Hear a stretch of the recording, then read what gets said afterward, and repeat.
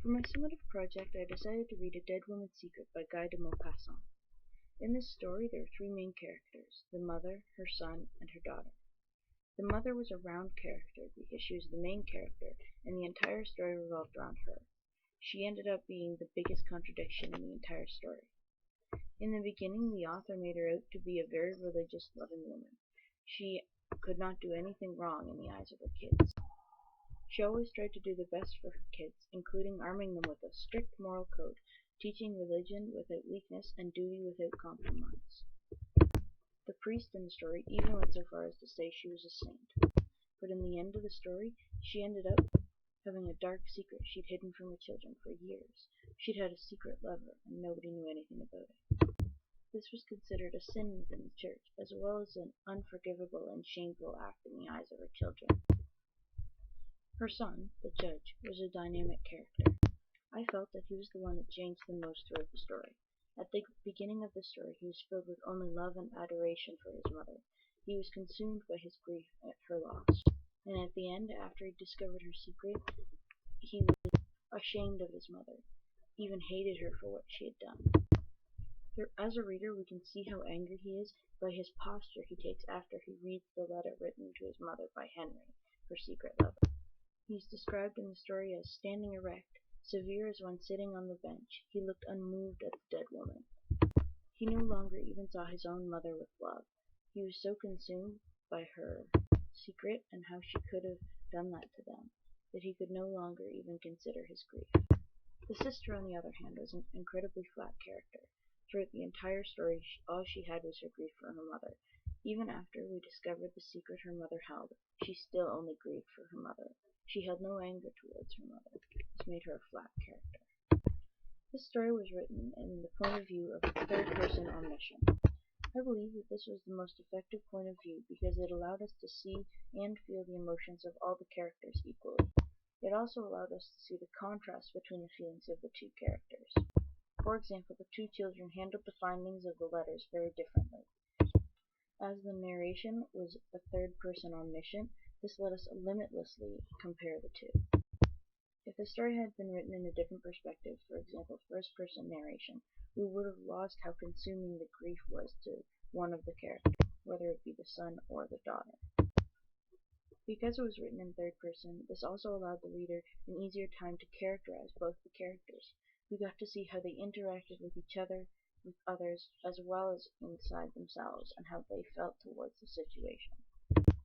Because of this, at the end of the story, after discovering the secret, we could see that the sister truly cared for her mother, and that the son was more concerned with the principles and the facts. The general plot outline of the story was at the beginning of the story we found a dead mother in her bed, surrounded by her crying children. Her son, who is a judge, is consumed by his grief, and her daughter, who is a nun, is also consumed. They cannot get over how upset they are. This is a terrible loss in their family. After they quiet down from sobbing in their grief, they decide to go through a few old letters of their mothers. They do this, hoping it would bring them closer to the dead mother. In going through the letters, they found that many of them were to and from their father, René, but then they discovered one letter who was from a man named Henry, who was not their father. This told the reader that the mother had had a secret lover. This changed how the son and the daughter looked at her. The son was so ashamed of what his mother had done that he couldn't even look at her dead body the same. In my opinion, the ending of the story was very surprising. At the beginning, we are led to believe that the mother's image is untarnishable. She was perfect. She did nothing wrong, and she only ever tried to do the best by her children. This creates an even bigger shock at the end that she could have cheated on her husband with another man and never told anyone about it. This just goes to show that some of the best people can hide the darkest secrets. The biggest conflict in the story following the death of the mother was discovering what giant secret she had left behind. As the son opens the letter and discovers that she had a lover named Henry, his entire emotion towards his mother changes. He goes from being a loving and considerate son to being ashamed of his mother and even angry at her for such a thing. The end of this conflict, or resolution, was that the son was ashamed of his mother and could never look at her the same way. The sister was still sad. No matter what her mother had done, she still loved her and was crying over her grief. As for the setting of the story was set in the 1800s in France. In France, the family was at their cottage. The story starts off in the mother's bedroom where she lies dead, surrounded by her grieving children. It is a sad setting, for they have just lost their mother. The setting of the bedroom turns into a bit of a memoir as they look through the letters into the things that happened in their mother's past, and they remember all the good times they shared with her. When the children discover the letter from Henry, the setting becomes tense. I did not feel that the setting of the story contributed very much towards the plot because it never changed. It didn't really reflect any of the characters' emotions, and I felt that overall it did not alter the characters or the plot. I found that a theme in the story was the difference between appearance versus reality. There were two examples of this. The first being the mother. She appeared at the beginning of the story to be the spitting image of perfection. In the eyes of her children, her image was untarnishable. This was the opposite of the reality. At the end of the story, after her children had discovered the letters written to her by Henry, her secret lover, her entire image changed. Her children no longer believed that she was such a perfect image of a woman. They were ashamed of her actions. They couldn't even look at her with love anymore, simply unmoving features. The second example of this is in the son. At the beginning of the story, all we can think is how much the son loves his mother. He is loyal to his mother, and he is so consumed by his grief. All we can think is that all he holds in the image of his mother is love. He admires her and he adores her. Yet in the end, after he discovers her secret, he can't even look at her with love. He can't even grieve anymore. He's just consumed by his shame and his anger towards her. Both of these scenarios prove that not everything is as it appears. Even the most set-in-stone characters can surprise you. Looking at the overall atmosphere, mood, and tone of this story, I felt that the initial mood of the story was sympathetic. The author set the tone of this story so that the reader felt sorry for the woman who had died. The woman was made out to be the perfect mother, an incredibly religious woman with not a hint of tarnish to her name. As the story progressed, the reader also felt sorry for her two children, as they loved one another as well as their mother. They wept uncontrollably for the loss of their mother. The pain of their loss was especially felt in the line, and both of them, shaken by a storm of grief, grasped and choked. This created a very heartbroken, depressed, and emotionally low atmosphere. As we reach the climax of the story, when the children discover that the mother had written to a secret lover, the mood of the story changes to shock. The reader is astonished that the woman the children had described at the beginning of the story could have done such a terrible thing. The tone of the story then takes on an appalling effect.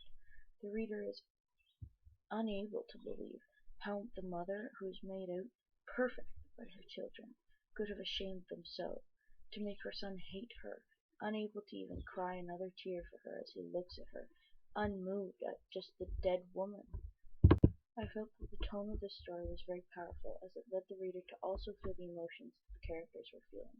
We were sad when the mother was dead, and then also angry alongside the son as we discovered the shame she had brought to her family.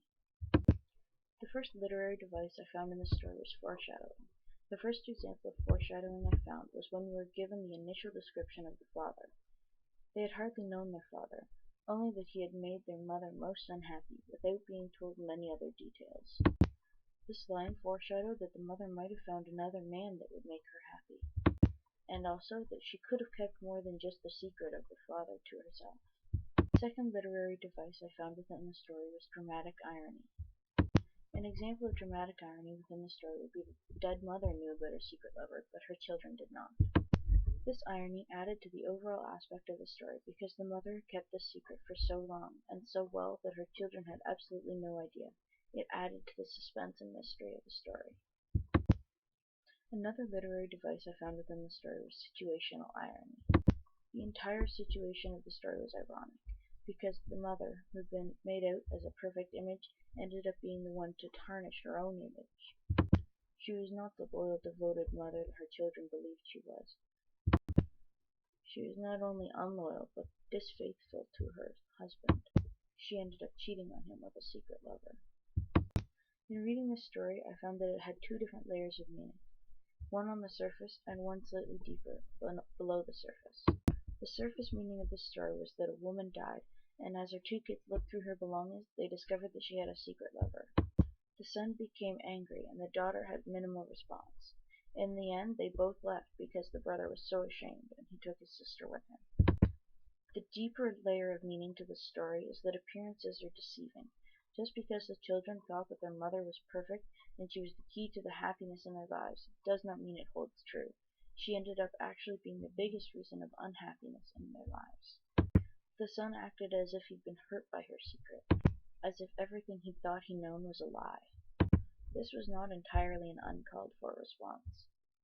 In the middle of the story there was one line that said, "Then the judge, still kneeling, his head buried in the bedclothes, cried in a voice altered by grief and deadened by the sheets and blankets, 'Mama, Mama, Mama.'" This led the reader to believe that the son refused to let her go. In the end, though, it was him who laughed and took his sister with him. Thank you for listening to my analysis, and I hope you enjoyed.